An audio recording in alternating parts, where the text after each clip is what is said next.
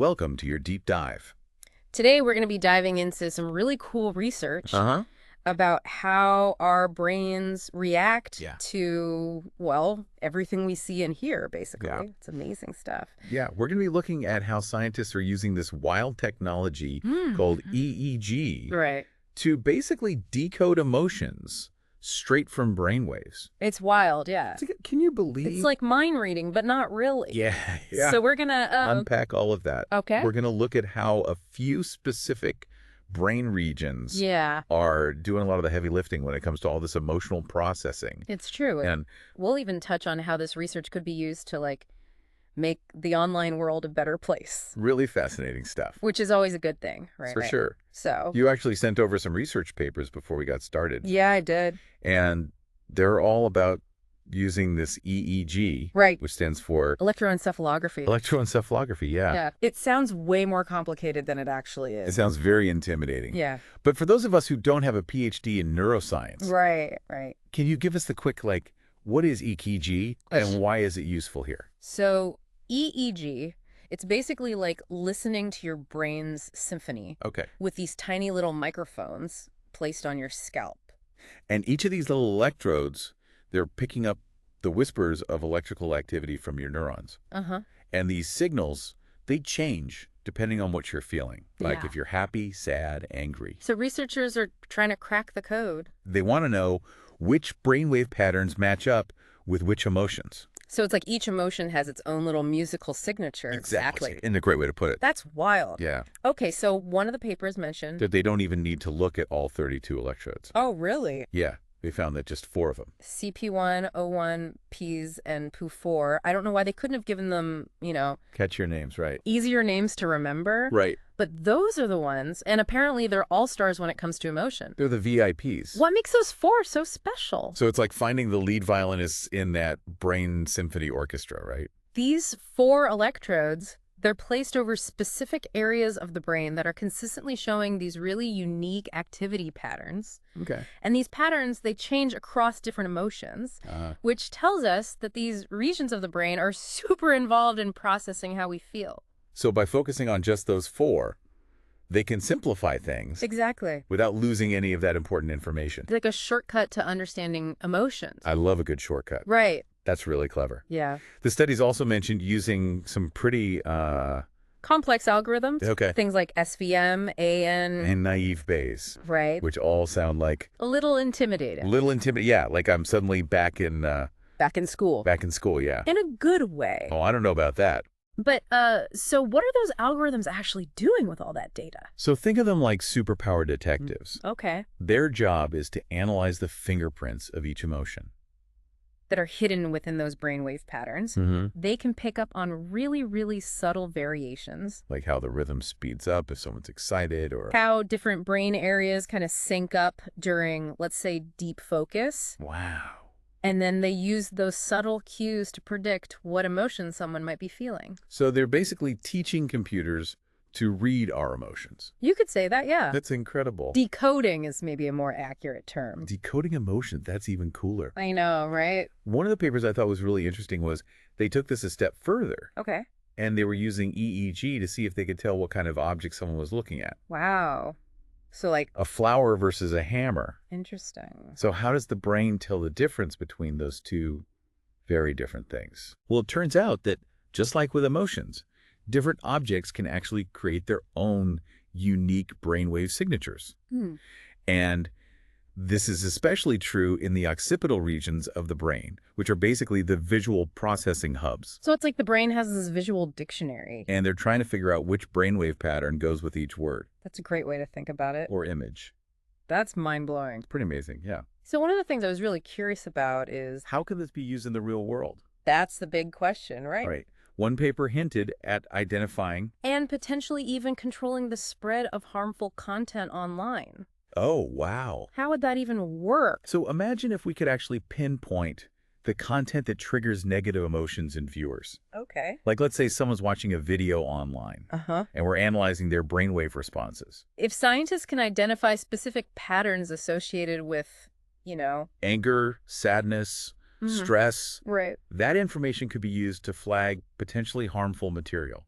So it's less about censoring content. and more about giving people more control over what they see. Exactly. That's really interesting. Yeah. That's an incredibly powerful application for this kind of research. It has huge potential. It would be amazing to use the power of EEG for good in that way. For sure.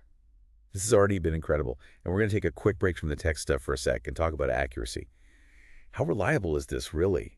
Can EEG actually tell what someone's feeling or seeing just from their brainwaves?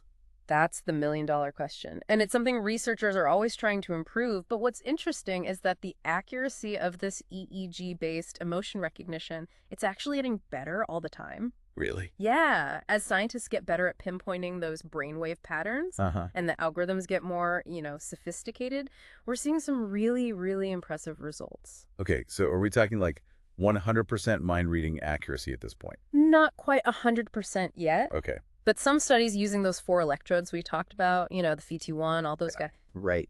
Have actually reported accuracy rates in the high 90s for some emotions. Wow, that's really high. Yeah.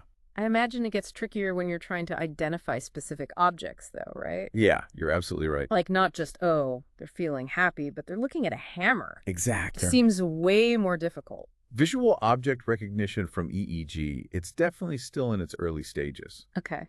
It's a much more complex challenge than just decoding emotions because there's so many objects to classify. Right. But even so, there have been some promising results. Oh, yeah. Certain studies have actually reached accuracy rates around 87% when distinguishing between different types of images. 87%. Yeah. That's still really good, especially for a technology that's still being developed. It's really impressive, and it's only going to get better. That's exciting. Yeah, one study found that using this technique called ICA, What's that stand for? it stands for Independent Component Analysis. Oh, okay. But That's basically, catchier than the electrode name. right. Think of ICA as it's like a way to isolate the different instruments in that brain symphony we were talking about earlier. Okay. It helps researchers separate the brain signals that are related to visual processing from all the other activity that's happening in the brain. So it removes the noise Exactly. from all the other brain activity so they can just focus on what the person's seeing. You got it. That's really class. It's like turning up the volume on the lead violinist and then the rest of the orchestra just goes silent. Interesting. This is really making me think about all the potential here. Yeah. But it also brings up some, I don't know, kind of important questions about like the ethical side of all this, Right. If we can already decode emotions Yeah. and maybe even thoughts to some extent. Could this be used in a way that violates someone's privacy?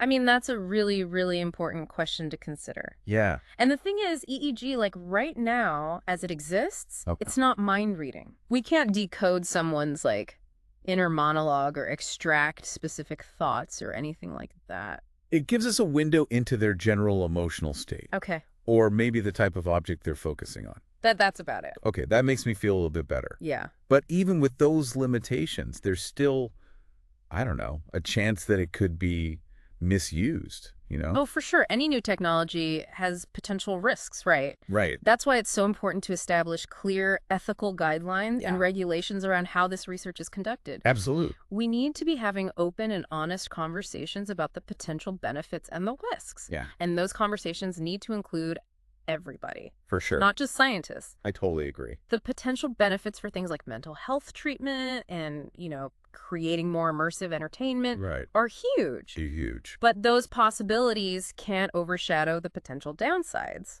It's a balancing act, for sure. It sounds like transparency, informed consent, Absolutely. data security, all crucial. All super important, Yeah. especially as this technology continues to evolve. 100%. I want to circle back to something you mentioned earlier about how IKA Yeah. can be used to make visual object recognition more accurate by isolating those specific brain signals. Yes.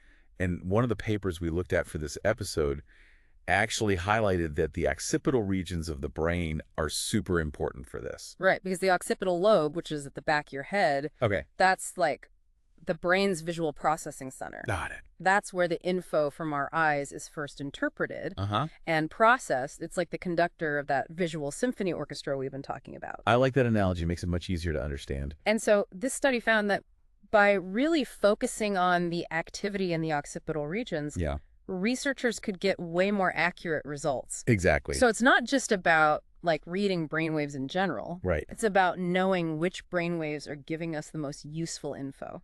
It's about being specific. Yeah. It's like, if you want to hear the violins play a specific melody, Right. you got to know which section of the orchestra to listen to. That's a great analogy. It really shows how much specificity is involved in this research. A lot.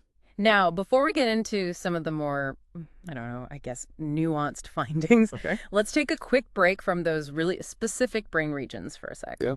We've been talking about where the activity is happening, but it's not just about location, right? Exactly. It's like you can have all the best musicians in the world, but if they aren't playing together in sync, Yeah. it's just Yeah. noise. Yeah, Right. it's not going to sound very good. Exactly. One of the papers mentioned that researchers are looking at, like, coherence and synchronicity. Okay, yeah, I saw that. What can those tell us? So coherence is basically a measure of teamwork between different parts of your brain.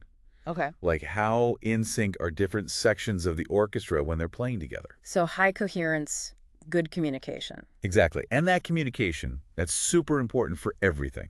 Yeah, I bet. Paying attention, remembering things, making decisions, Right. even regulating our emotions, it all comes down to how well different parts of the brain are talking to each other. That makes a lot of sense. What about synchronicity? Is that the same thing? They're definitely related. Okay. Synchronicity refers to how much the brain waves from different regions. We're oscillating at the same frequency. Yeah. Okay. Imagine like different instruments in an orchestra, right? They need to be tuned to the same note. Yeah. Otherwise it sounds terrible. Exactly. If they're all perfectly in tune, the music's going to sound amazing. But if they're even a little bit off, It's awful. it's dissonant, right? It's like nails on a chalkboard for your ears. So synchronicity is about brainwaves being on the same wavelength. Literally, yeah. That's a cool way to think about it. And just like with coherence, that synchronicity, it's crucial for our brains to work the way they should. Researchers have even found that different levels of synchronicity, they can be associated with different mental states, like if you're focused or relaxed, even if you're asleep or awake. It's like EEG is giving us this window into this, like, brain symphony. We get to see how all the different parts of the orchestra are working together. To create, well, everything about us. Exactly. So where do you see all this going in the future? Like, what's next for EEG? Oh man, the possibilities are huge. One area that I'm really excited about is personalized medicine. Oh, interesting. Imagine using EEG to create custom treatments for, like, Okay. anxiety, depression, ADHD. Right. Like, imagine if we could understand a person's unique brainwave patterns Yeah. and then use that info to create a treatment plan that's tailored just for them. That would be huge. Right. Especially in a field like mental health where finding the right treatment, it can be really, really tough. For sure. It's a lot of trial and error. Exactly. That's fascinating. And it's not just healthcare either. Oh, yeah. Imagine like more immersive, more engaging entertainment experiences. Okay, like what?